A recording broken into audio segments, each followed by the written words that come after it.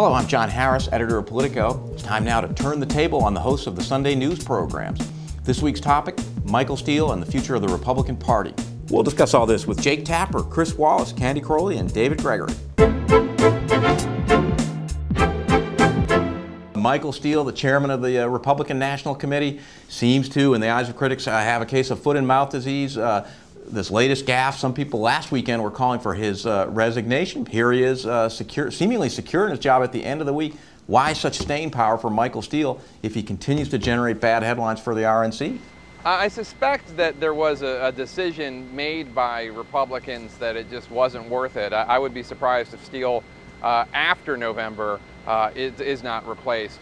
But I knew that he was going to survive after I asked Senator John McCain what he thought about Steele's comments, knowing that McCain is a big supporter of the war in Afghanistan. And this was on Sunday on this week. And McCain was actually in Afghanistan, and McCain did not call for Steele's resignation. And with that, I thought, wow, well, if McCain's not going to do it, and McCain has been known to call for resignations before. He called for the resignation of Alberto Gonzales, among others. If he wasn't going to do it, then I figured you really wouldn't hear a chorus of cries for Steele's resignation. So my guess is that they just decided it was not worth doing right now, but maybe after the midterms. If Michael Steele goes, they're going to have to throw him out.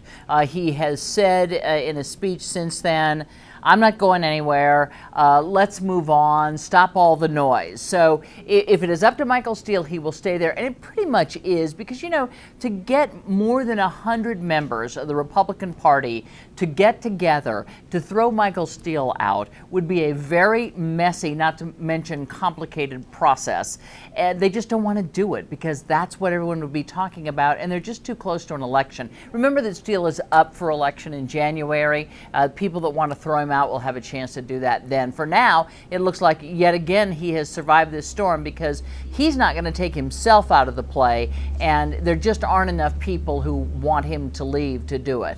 A great Washington story, lots of buzz about it, but does it really matter to the larger question of who does well in the midterms in 2010?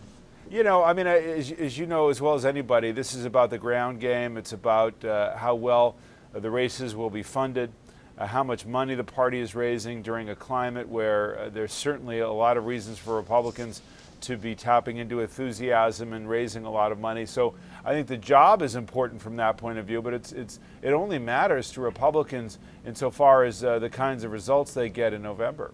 What has Michael Steele done well? What is the best thing he's done as RNC chairman? Win.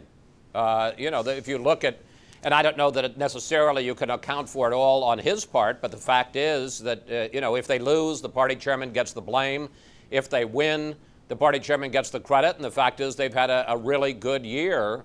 First of all, in November in New Jersey and Virginia. Then, of course, Scott Brown in Massachusetts. Not so good in the special elections, but generally speaking, he's done pretty well. And according to all the polls, the Republicans are going to do well in November, maybe very well in November. Again, I'm not sure how much of that is directly attributable to Steele's policies or fundraising, but he gets some of the credit. Thanks for watching. Be sure to check out the full interviews at Politico.com.